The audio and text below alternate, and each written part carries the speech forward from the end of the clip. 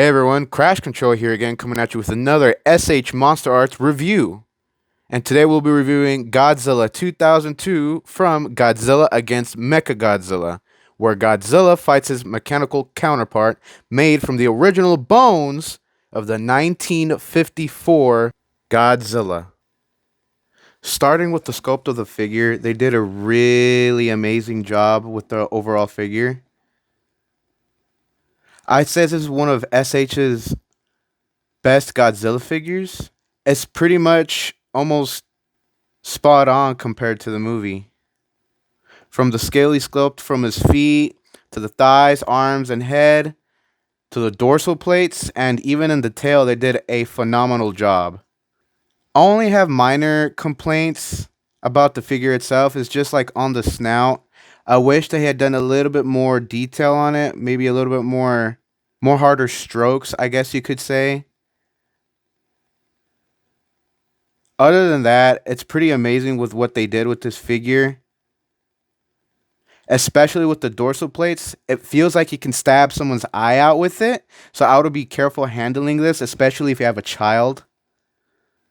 And then one of my next favorite parts of this figure for the sculpt is actually the chest and the neck. I just love how scaly it looks, and it almost has that wolf-like appearance to the neck, which is what they kind of went for with the design. Then on his face, they did a really good job. I like his little tiny ears that they molded onto him. Then in his mouth, they certainly did not miss it. His teeth are pretty good.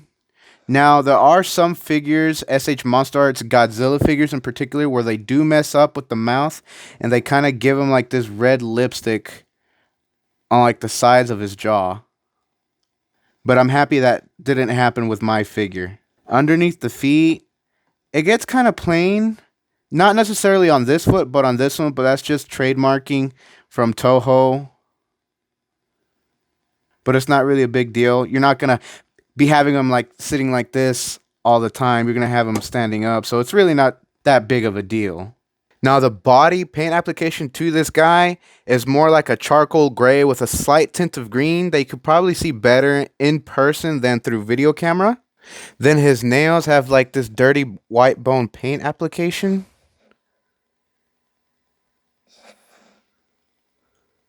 And as well as his toenails. Underneath his claws, they did not miss too much of the paint itself. I know with some other people's figures, they did seem to miss that little detail on their figures. But with mine, it doesn't seem to be a problem itself. And then on his dorsal plates, they gave it a white dirty bone application to it.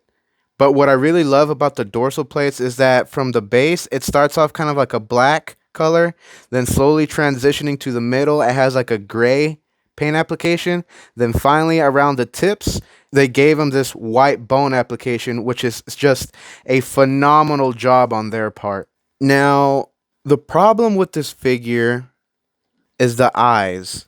His right eye is looking upward, while his other eye is looking more forward, which kind of gives him this kind of derpy look to him. If you try to pose him kind of straight, you're not going to be taking him as seriously as you should. But honestly, for myself in particular, I'm just going to keep him in one direction, maybe just facing one side. Or you can edit his eye towards where you can have him looking forward. Now, the paint application inside the mouth is pretty good. Like I was saying earlier, he doesn't have any red lipstick like other Godzilla figures.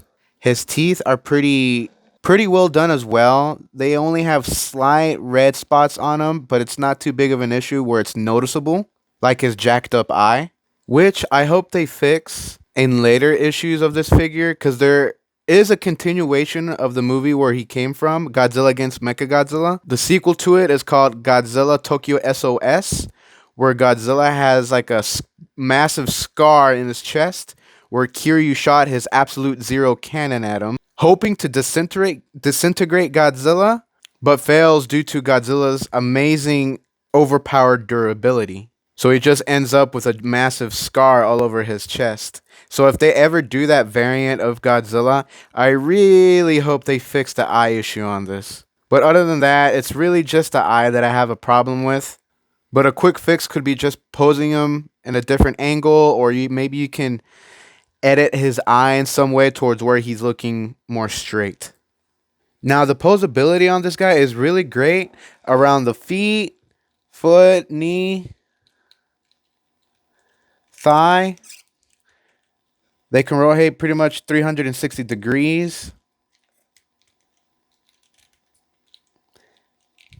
Kind of a tight squeeze, but you can rotate them. I wouldn't do it all the time. Then on his torso, you can move left and right.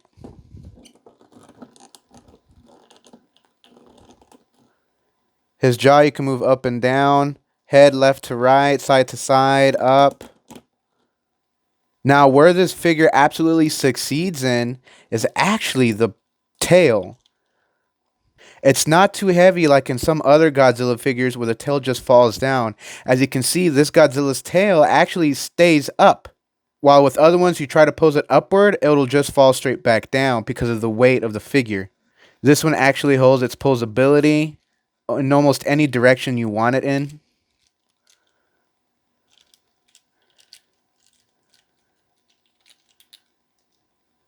Me, personally, I'm just going to keep his tail kind of upward and curved a little bit. Kind of give him that natural look to him like he's moving his tail. Now, also, where he kind of fails at is on his arms. Especially this one. If you were to move it too much or maybe in an awkward position, it will fall off. Or pop off kind of easy as such.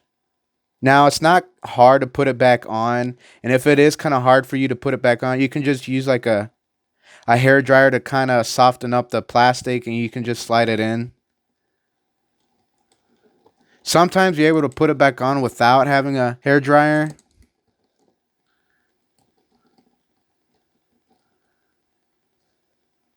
But I think at the moment, I'm just going to have him like this. His other arm doesn't have the same issue, which is great. It would be very frustrating if they both had the same problem. But it's a good thing it doesn't. The only thing I'd say is just it's kind of hard to move, but I wouldn't worry about it too much.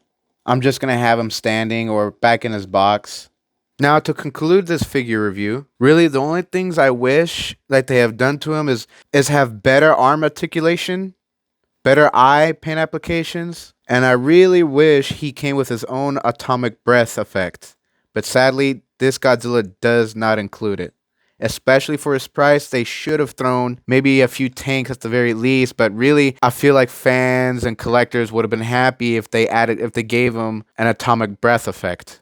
Beyond that, this Godzilla figure does have great articulation, especially in his tail, great paint application, and an absolutely fantastic sculpt. Anyways, I hope you enjoyed my review. I'll catch y'all down the road.